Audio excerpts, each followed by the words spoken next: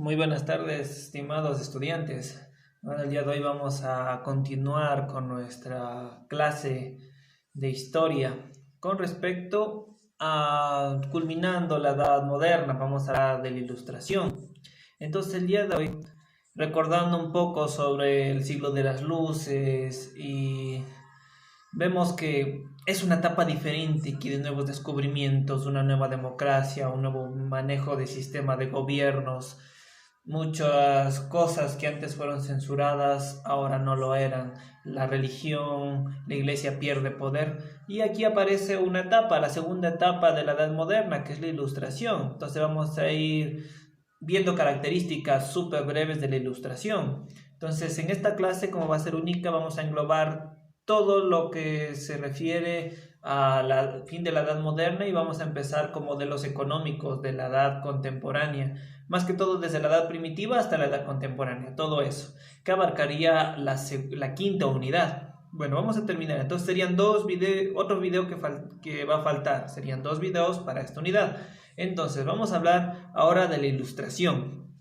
En el siglo XVIII, en Europa ha sido denominado el siglo de las luces. Ya lo explicamos esto cuando teníamos clases presenciales, haciendo mención a una de sus características, ¿no? La fe incondicional en la razón como la luz que guiaba a la humanidad hacia el progreso y la felicidad. Vemos un pensamiento distinto, ¿no? Ya no tiene mucho que ver que la religión en los pensamientos del ser humano. También la Ilustración, en esta forma de pensar se manifestó el movimiento intelectual de la Ilustración, incentivó las críticas al orden existente. Se le conoce como Ilustración a un movimiento intelectual que se caracterizó por la exaltación de la razón. Esta corriente del pensamiento surgió en Inglaterra y alcanzó su máximo esplendor en Francia en el siglo XVIII y se difundió luego por el resto de Europa y por América. La Ilustración, este movimiento intelectual se desarrolló en los elegantes salones de la nobleza y la burguesía, así como en las academias y museos, ya que la mayoría de las universidades apegadas al tradicionalismo no aceptaban estas ideas, como tampoco muchas de las novedades del saber científico. La Ilustración y los ilustrados en este periodo sostenían que a través de la razón, además de acceder a la verdad y explicar la realidad, el ser humano además podía perfeccionarse y alcanzar la plenitud. Por ello, insistieron en la necesidad de ilustrarse, educarse racionalmente y de iluminar toda la actividad humana con la luz de la razón. La Ilustración, además de esta idea principal, los ilustrados sostenían los siguientes planteamientos. En primero, el uso de la razón haría posible un progreso ilimitado y permitiría a las personas alcanzar el objetivo de la vida humana, la felicidad terrenal. Los ilustrados pensaban que la historia de la humanidad había transcurrido en el devenir de las luces y las sombras, y que los periodos oscuros correspondían a aquellos que habían estado dominados por el fanatismo religioso.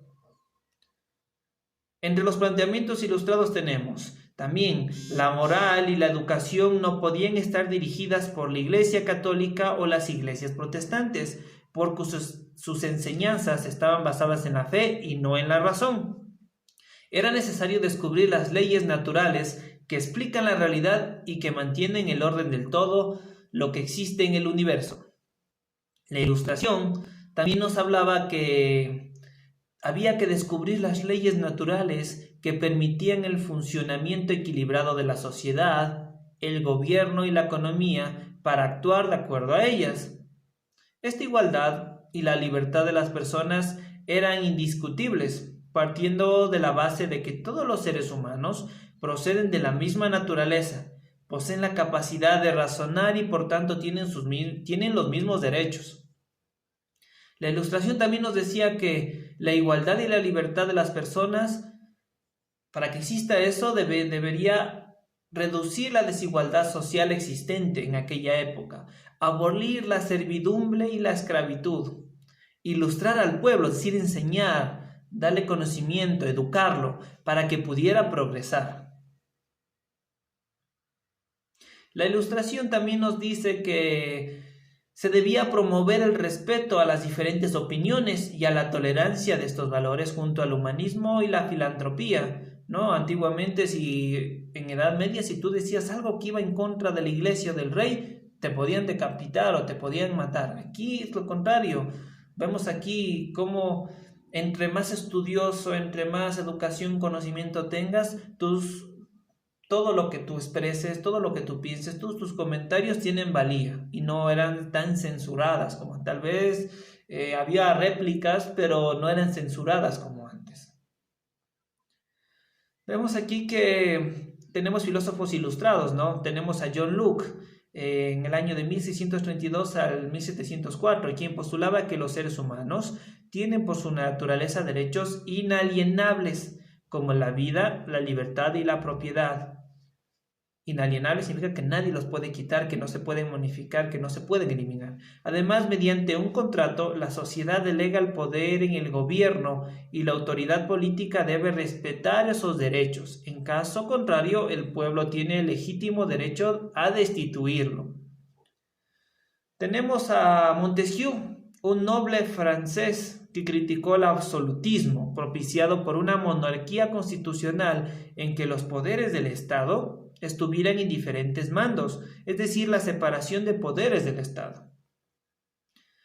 Rousseau, en cambio, este suizo que estaba radicado en Francia, nos habló de la idea del contrato social, es lo que yo siempre les he explicado. Esta es la base de la democracia, afirmando que el soberano no es el monarca, sino el pueblo que debe expresar su voluntad general a través del sufragio o soberanía popular.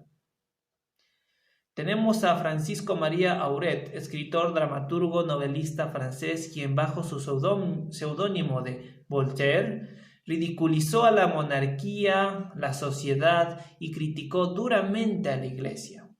Ahora, base de esta ilustración propició ¿a qué? A que se creen nuevos movimientos, como la Revolución Francesa. La Revolución Francesa fue un desencadenante dentro de la historia que lo cambió todo, porque rompió las bases estructurales de una economía, de una política y de una sociedad ya implantada hace cientos de años. Entonces, ¿a qué se le llama Revolución Francesa? Se la llama Revolución Francesa al periodo histórico desarrollado en Occidente, principalmente en Francia durante el año de 1789, ustedes ya saben la fecha, para nunca olvidar, donde se desarrolló un enfrentamiento social, político y económico en contra del antiguo régimen basado en la monarquía absoluta. Esta revolución termina por derrocar el poder absoluto del rey e instaurar un gobierno de la burguesía y las masas populares. Estas serán la fuerza política dominante. Vamos a ver las etapas de la Revolución Francesa. Vemos que hay algunas etapas. Primero, 1789, cuando recién aparecen estos movimientos, estaba aquí la monarquía constitucional, existía una asamblea constituyente y posterior una asamblea legislativa, es decir, en donde ellos formulaban, creaban, modificaban o derrocaban leyes. Luego, a posterior, pasamos a una primera república, ¿sí? Siguiendo los criterios de la república de los griegos, en donde existe la convención, un directorio, un consulado. Aquí se da el fin de la revolución y empieza el imperio, etapas imperialistas y posterior restauración en el 815. Vamos a ver ciertos sucesos que marcaron este proceso denominado de Revolución Francesa. Entonces vemos que el pensamiento e ideales de los filósofos de la Ilustración en el siglo XVIII y un poco antes, y el nacimiento del liberalismo económico y los nacionalismos, fueron los postulados que propiciaron este nuevo movimiento que reformuló la sociedad. También tenemos la independencia de Estados Unidos, de la colonia británica. Más que todo fueron ideológicas, económicas y demográficas. También el aumento de poder de la burguesía. En contra de esto iba. Comparación del antiguo sistema político con el nuevo propuesto por los ideales de la Ilustración. Vamos a ver. Entonces, el sistema político de la monarquía absoluta nos decía que la soberanía era hacer leyes, hacer cumplir las leyes y juzgar según las leyes, y le correspondía ¿a quién? Solo al rey. Posterior a los nuevos pensamientos de la Ilustración, teníamos que el nuevo sistema político era la separación de poderes, en la cual existía todavía soberanía para hacer las leyes, hacer cumplir las leyes y juzgar según las leyes, pero esto regido tanto por un rey, por una asamblea elegida por el pueblo y un organismo que estaba encargada de las leyes. Vamos a hablar un poco de la independencia de las 13 colonias inglesas, que también fueron un hito que marcaron para que a posterior se diera la Revolución Francesa. Entonces, aquí el 11 de julio de 1776 se declara la independencia de las 13 colonias del Imperio Británico y nace los Estados Unidos de Norteamérica. Entonces aquí podemos ver. Vamos a ver aquí los estados privilegiados. ¿Ok? La sociedad francesa antes de la Revolución de 1789, vemos acá los roles que tenían cada uno de los que estaban en la cúpula de la monarquía. Entonces teníamos aquí por encima el rey, los nobles, el clero y el tercer estado. El rey era el encargado o se encontraba por encima de los estamentos, era supuestamente un delegado de Dios, con poder absoluto y hereditario. En cambio, los nobles era un grupo compuesto por príncipes, duques y otros títulos de nobleza, no pagaban impuestos, vemos una sociedad bien desigual aquí, y eran dueños de mayor parte de las tierras. Finalmente, ocupaban los principales cargos de administración y del ejército. Llegamos a la parte del clero, en donde estaban compuestos por funcionarios de la iglesia. El alto clero poseía grandes riquezas, tampoco pagaban impuestos y eran soporte ideológico. Y el tercer estado, que estaba formado prácticamente por burgueses, es decir, personas que tenían mucha influencia, manejaban el capital, campesinos y artesanos que correspondían más del 80% de la población del reino, era la fuerza de trabajo, pagaban impuestos, tenían que estar sometidos al absolutismo real, sumado a los abusos y las injusticias de los estamentos privilegiados. Esta era la sociedad, por encima, que disfrutaba de beneficios antes de la Revolución Francesa. Vemos acá, propaganda caricaturesca de la época. Así retrataban los revolucionarios el descontento de los grupos mayoritarios del tercer estado, quienes se encontraban sometidos al abuso y desigualdades de los estamentos privilegiados, la nobleza y el clero. Vemos acá cómo, hasta la actualidad, ¿no? Vemos esto como el campesino, la gente del campo y actualmente la crisis sanitaria, el campesino es el que sostiene la economía de un estado, de un imperio, de un país. Acá el abuso del tercer estado, ¿no? La nobleza y el clero encima del pueblo. Vemos acá los estados generales de la Asamblea Nacional y la Revolución. Tenemos acá la crisis económica, las guerras, la hambruna y la crisis social. Entonces vemos acá que el que estaba encabezando esto era el rey Luis XVI. Entonces los estados generales en 1789 estaba dividido en 3 estamentos, tanto la nobleza, el clero y el tercer estado. Eso ya lo explicamos. Y luego constituía la Asamblea Nacional Constituyente para formular leyes como poder legislativo. Los estados generales y la Asamblea Nacional y la Revolución. Vamos acá al juramento del juego de la pelota. ¿A qué se refiere esto? Es un compromiso de unión presentado el 20 de junio de 1789 entre los 577 diputados del tercer estado para no separarse hasta dotar a Francia de una constitución, haciendo frente a las presiones del rey Luis XVI. Tenemos acá los orígenes de la Asamblea Nacional Constituyente en 1789. ¿Qué es lo que propició una nueva Asamblea Constituyente en Francia en aquella época? Primero, la crisis económica, es decir, una economía en picada. Había malas cosechas y un mal manejo de finanzas públicas. Es por eso que una nueva constitución reformula todo. 2. El rey convoca a los estados generales para calmar los reclamos populares. 3. La monarquía entiende que el tercer estado es un peligro para ellos y trata de limitar su poder e impedir sus reuniones. Y 4. El tercer estado. El tercer estado se revela convirtiéndose en la Asamblea Nacional, entre comillas, organismo con el máximo poder de Francia, promulgó los derechos del hombre y el ciudadano, además de una nueva constitución. Fíjese que cuando hablamos aquí de derechos del hombre, en aquella época la mujer no tenía tanta influencia social como a posterior en la época contemporánea. Aquí solo se hablaba de derechos del hombre y el ciudadano. Y para ser ciudadano tenías que tener ciertos requisitos, tanto económicos y sociales, para ser considerado ciudadano.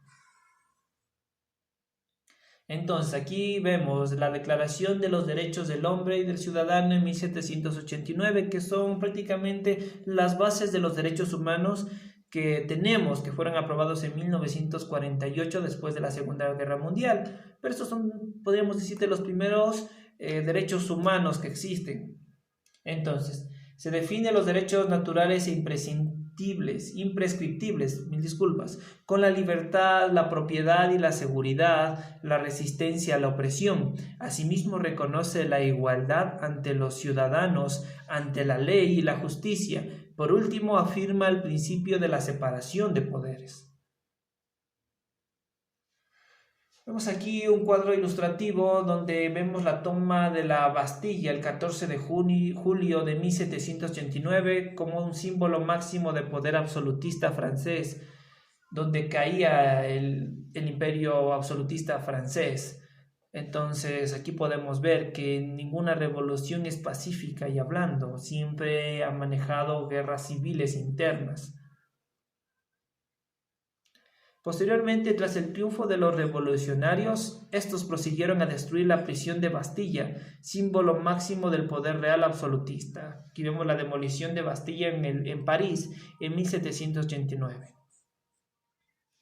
Logros de la Asamblea Nacional Constituyente, compuesta por partidos políticos como Jacobino y los girondinos, la abolición jurídica de la monarquía absoluta.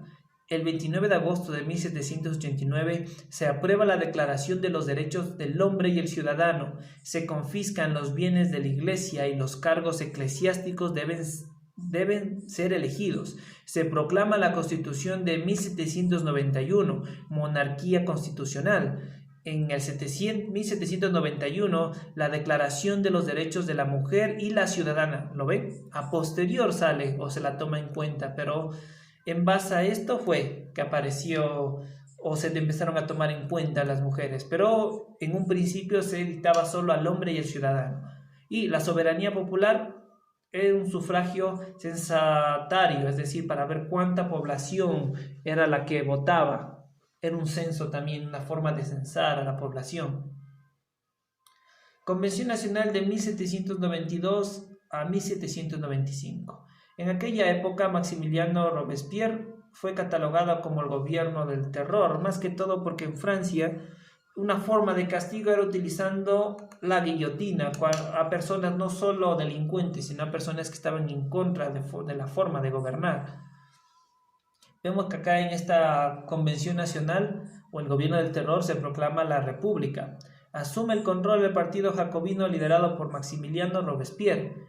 Fuerte represión interna y masivas ejecuciones a través de la guillotina, sufragio universal masculino, creación de un ejército nacional formado por el pueblo. Sistema de gobierno durante la República Francesa, durante la Convención de 1791. Tenemos que el poder legislativo, es decir, el que crea leyes, la Convención. Y el poder ejecutivo estaba el Comité Nacional de Salvación. El rey fue descubierto al tratar de escapar de París. Fue acusado de traición y al tratar de unirse al enemigo. Contrarrevolucionario y es condenado a muerte. El 21 de enero de 1792 es ejecutado en la guillotina Luis XVI, último monarca absoluto de Francia. Más de 16.000 personas van a ser ejecutadas por este sistema. Sí, aquí lo vemos ver, hace unos años atrás era un monarca absolutista, pero tras la Revolución Francesa vemos cómo pierde poder e influencia, y aquí aparece la democracia en sí, pero apantallada también de manera dictatorial, Los que gobernaban ahora entran a ser gobernados, y si estabas en contra, pues tu cabeza tenía que salir volando, literalmente hablando, tenemos que en 1792 se compone la Marsellesa por el autor Roux de Lis. Esta letra musical sería adoptada como himno nacional de Francia en 1795. ¿Ok? Esto no es tan importante conocerlo. Pero aquí aparece un nuevo sistema de gobierno, ¿no? Aquí tenemos el fin del gobierno del terror. Los abusos y crímenes extremos por el partido jacobino, liderado por Robespierre, terminan con un golpe de estado llamado Thermidor en julio de 1794. Robespierre, junto con sus partidarios, son guillotinados. La convención dura un año más para ser reemplazada por el directorio. El directorio, en el año de 1795 a 1799. La antigua convención, antes de desaparecer, establece una nueva constitución en 1795 para evitar excesos como los que tenía Robespierre y pasó el poder ejecutivo al directorio. Tenemos que el periodo anárquico, es decir, un periodo donde no existía ley y cada quien hacía lo suyo. La alta burguesía tiene acceso al poder, el gobierno a cargo del partido girondino. Restablece el sufragio censatario, la popularidad del general Napoleón Bonaparte. Vamos a ver que este personaje también cambia y influye mucho dentro de la historia. El directorio de 1795 a 1799, que es un sistema de gobierno de directorio, entre comillas. Poder ejecutivo. El directorio estaba constituido por 5 miembros. Y el poder legislativo, ¿sí?, era un consejo de 500 personas que redactaba las leyes y un consejo de ancianos que aprobaba las leyes. ¿Sí? Vemos que el poder legislativo del Ecuador, la autoridad, son algunas personas que redactan, que formulan y aprueban leyes. Pero aquí estaba separado, ¿sí? Ellos podían redactar las leyes, pero si no aprobaban el consejo de ancianos, pues las leyes no eran aprobadas, tal cual. El fin del directorio, más que todo, fue por problemas: la inestabilidad política, el desorden administrativo, la crisis económica, los conflictos bélicos, tantos movimientos también de Napoleón Bonaparte, porque las guerras consumen mucha economía. Entonces, Napoleón Bonaparte, a cargo de los ejércitos, dio un golpe de estado, quien instauró un gobierno fuerte, poniéndole fin a la etapa del directorio y a la misma Revolución Francesa iniciada en 1789. Entonces, ¿quién terminó la Revolución Francesa? Fue este señor, Napoleón Bonaparte. ¿Por qué? Porque se puso en oposición, porque vio que de un modelo económico, político, monárquico, absolutista, llegó otro modelo dictatorial, apantallado de una nueva revolución. Y él también tuvo gran influencia, más que todo por sus guerras ganadas.